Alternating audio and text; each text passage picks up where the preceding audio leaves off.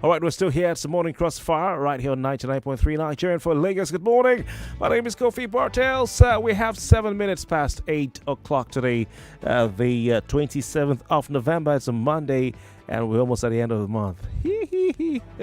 All right, let's talk about the Nigerian economy for a moment, and let's talk about the budget. Whilst we're all anticipating and awaiting the budget, I think one of the positives that we can take away from this country is that for the past few years, Nigeria's government has been able to maintain a tradition, a culture, a habit of passing, presenting a budget and making sure it's passed before the end of the year. I think the last president who could not pass the budget on time was Goodluck Jonathan. I'm nothing against him, but it wasn't too neat to have a budget being passed in a new year and then to begin from March or April or May, running to the next year. It wasn't really too neat. And so I think Buhari was able to ensure that they had that sorted out so that before the end of the legislative year, the National Assembly members are able to pass a budget. They go for their recess, holidays and all that, all the days, the plethora of days they take as break. And when they come back, we have everything already in place. But whether that budget benefits Nigerians, with all the money spent is another thing altogether. Someone saying, I hope that won't help. Anyway, the medium-term expenditure framework is a very important document and aspect of the budgeting process. It is very important. The medium-term expenditure framework and fiscal strategy paper, they are key documents that guide the country's budgeting process. The medium-term expenditure framework itself is a 3-year expenditure planning tool. All right, is a 3-year expenditure planning tool that outlines the government's fiscal policies, its spending priorities, and revenue projections. Its fiscal policies, its spending priorities, and revenue projections. So, what is going to guide how government spends its money and all that? It also provides a framework for budget preparation by setting out the government's expenditure ceilings. So, we're not going to go above this level and that. It also sets out government's macroeconomic projections and its sectoral priorities. Well, our guest this morning is a public affairs analyst and senior lecturer at the Nigerian Institute of Journalism, Mr. Jide Johnson. We'll look at this development where the House of Representatives and Nigerian Senate last week both passed the bill, the medium-term expenditure framework and fiscal strategy paper, from a socio-political point of view to see how this affects you and I. Some of the highlights, I'll take his thoughts on some of the highlights. For instance, we're still seeing government borrowing to a large extent. The budget, well, actually, it is a deficit budget. We're looking at some of the special considerations and suggestions that this medium-term expenditure framework is having, especially from the Senate. So, Jide Johnson, good morning to you. Thank you so much for your time and for your patience this morning. Good morning. It's a pleasure to be with you, KB. Thank right. you for having me, and good morning to our listeners all over the world. It's a pleasure to be with them. All right. Thank you so much, Jide. Some of the highlights from the Senate's passage of the MTEF and FSP 2024 to 2026, they're looking at they moved the resolution, or made a resolution rather, to ban the importation of locally produced items. In other words, they're saying that part of the policies Nigeria should use as far as its budgeting and its expenditure and its policies for how much government makes and spend is concerned is to ensure that we don't import what Nigerians can produce. Is this a welcome development for you, and is it feasible? Let's start. They say charity begins at home. Let's start with the official car, the senators, the House of Rep members, the president, the first lady, and all other public officials are driving. Are you telling me that there are no local producers of cars in Nigeria? Are you telling me that there are cars produced in Nigeria? I don't want to mention the name of the company because they didn't pay us advert trade. We don't want to do free publicity for them. Thank you. Are you telling me that those cars can't compete comparably or competitively with even not, let's use comparably with other cars that are produced? So if they are saying that they are going to ban importation of products that are produced locally, let it start from them. But where did they buy their cars? the cars that the official cars they are going to use, and then look at the amount of money expended on the purchases of official cars and unofficial cars for themselves, for their aides, and for their family members, and as well as for their hang-ons and their GFs. So the bottom line is easier to make policy statement. The key element is to follow through with that policy statement. It's important to protect the local economy. But if you look at the actions and the body language of those that we have given responsibility to superintend over the affairs of this nation, do they, at their taste, local consumption?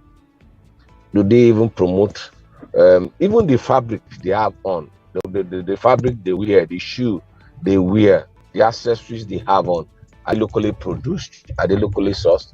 So if we really want to grow this economy, it must start with buy Nigeria, put Nigeria, use Nigeria. And when they want to make use of let's talk about medical tourism. Which medical facilities do our leaders that are saying that anything that is produced locally will be banned from being imported? So for me, it's about the political will to do the right thing, and it starts with them. Everything rises and falls on leadership, according to John Maxwell. So if the leadership, those that we have given the responsibility of managing the affairs of this country, are coming up with policy statement they themselves don't believe in, policy statement which they don't follow through, policy statement which violate willy-nilly, then how are we going to achieve economic development that we really want to achieve? And that is important for us to protect the local economy, as to give these companies producing products locally the opportunity to really maximize their profit and to grow, as against importing those things. But what do we have? That's just the starting point. The political will for where you have people buying fragrance from abroad. Are there local fragrance in Nigeria that they all right use? but Jide, outside the taste of those in power, isn't this a good one for the Nigerian economy? That okay, we're hearing that the National Assembly, the Senate, is saying we want the federal government to ban the importation of items that can be produced in Nigeria, at least to boost the naira. Are we looking at, because we're looking at increased revenue? Government can make more money if we have a stronger production manufacturing sector in the country. Are you saying that also maybe things need to be put in place, an enabling environment to make this a reality? Because we're looking at government also, the government lifting ban on forex for certain items that are being imported, which so as to affect the local manufacturing of these items. Until we grow the economy, naira cannot compete freely with other international currency. That's why it's really important for us to protect the local economy, to grow the local economy from undue and uneven competition from foreign products. So I support that in totality. But my take is just the political will to see it through. Now let's look at when GSM was introduced. You recall that the GSM cards, the recharge, were produced abroad.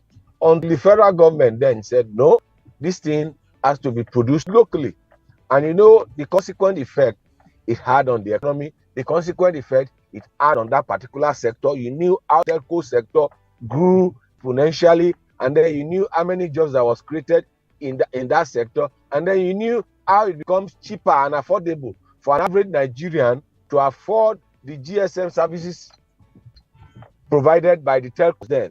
And you recall also that what government policy, what it did with respect to the production and consumption of local fabrics. Until the return to civilian rule, the use of local fabric like Adire, Ankara and the rest of them was not popular, but it was returned to, and government direct involvement. There was not a single day that you saw Obasanjo wearing suit throughout his 8 years of his presidency. And so it's about the political will. I'm not totally against government coming. It's about the political will to see it through, because there's no doubt if we really want Naira to compete, if we really want to grow the economy, we must have some protectionist policy. That's what China did. China cut off itself from the outside world for a period of 50 years. And after 50 years, China opened up its economy for the world to come. Yeah. And that's how China was able to grow. Yeah, Jide, but are we seeing, from what the National Assembly is in the Senate in particular, are we seeing that body language from this president? He seems to be a very pro-market person, pro-World Bank, pro-IMF president, because some of these items that you had Forex ban on, for instance, rice, seem to help the local manufacturers of rice. Because it means that it was difficult for people to import rice using Nigerian foreign exchange.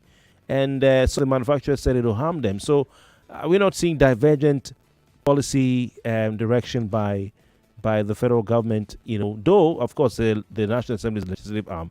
That's on one hand. On the other hand, the Manufacturers Association of Nigeria had bemoaned the departure of many companies from Nigeria. Some of those companies that are, because of what they call high operational costs, let me put it that way, operational costs, including cost of electricity or power supply. And some of the companies, you're already aware, Upton Gamble left Nigeria, Suez Foam Limited left Nigeria, Mufex, Freeman Industries, Mook Industries, Foods, shut down, Stone shut down, MZM Continental shut down, Nipple Industries shut down, GlaxoSmithKline shut down, and the list goes on. Jide? Yeah, well, it shouldn't come to anybody as surprise that's a follower of the economic policy and the fiscal policy of the present administration. If you look at when the president, governor of Lagos State, and the current of the tax policies that was introduced in Lagos State, saw a company leaving Lagos to Ogun State, it's very clear. The evidences are there for anybody to see. All you just need to do is come to Lupeju Industrial Estate and come to the Industrial Estate. What happened to all these things? I grew up around the Keja Industrial Estate, so I know what I'm talking about. A lot of our childhood friends, while we were in secondary school, during the holiday, you working in most of these things that eventually left. They could go to Ogun State, and some eventually Nigeria to go to Ghana, come like Dunlop and the rest of it. And so it's more or less like history repeating itself. I think that the president needs to understand that everything is not about taxation. Everything about raising taxes. Everything is not, and that's why I'm in support of the tax policy. Because the important thing is, when you evaluate the economy, you stifle the economy for it, and you make it absolutely into for investors to invest in your economy. I have said this.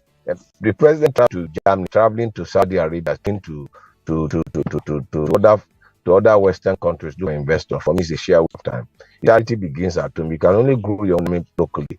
All the president needs to do invite local businessmen in Nigeria. That's where it's starting from. Who are the businessmen? Who are the investors in Nigeria? Invite them to a round table. Get a feel of what their challenges are. Get to feel what their needs are, and then we begin to address that internally. We move from Nigeria to Africa. I'm looking forward to a situation where why will African countries be going up when they could establish trade relationship with one another? What's from having trade relationship with South Africa, with Egypt? They are in South Africa. There are investors in South Africa, investors in Egypt, there are investors in Ghana.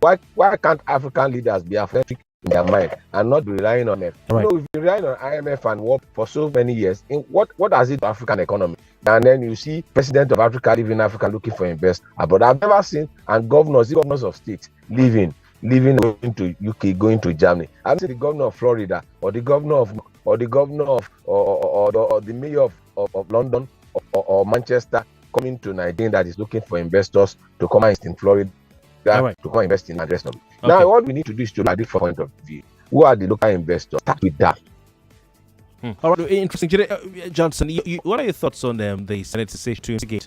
Part of that activity they're passing the TEF and FSP is the investigation of 2015 of import waivers granted from 2015 till date. There are a lot of those under the Buhari administration. I want your quick thought on that. As far as I know, I think in 2020 the FG waived about 1.3 trillion naira in import and VAT. You have several trillions over the years. In 2020, 2021, it was about 992.9 billion naira. I'm seeing several figures and all that. In 2015, the country lost 106 billion naira to import duty waivers.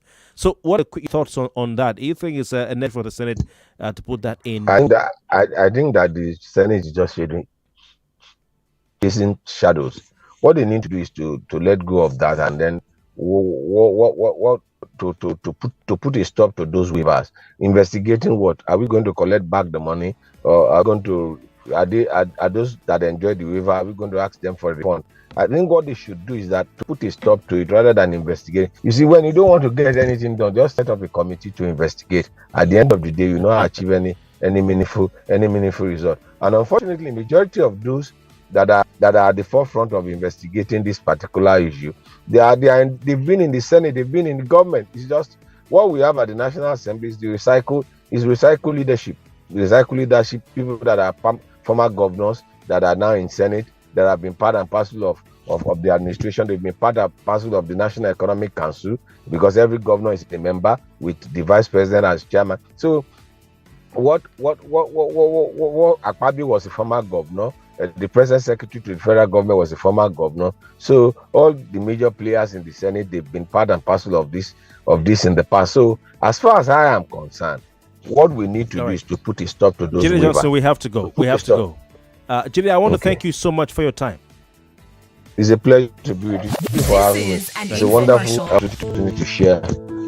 Life transitions quickly. One moment you're preparing to transition from school to a promising career. Next thing you're making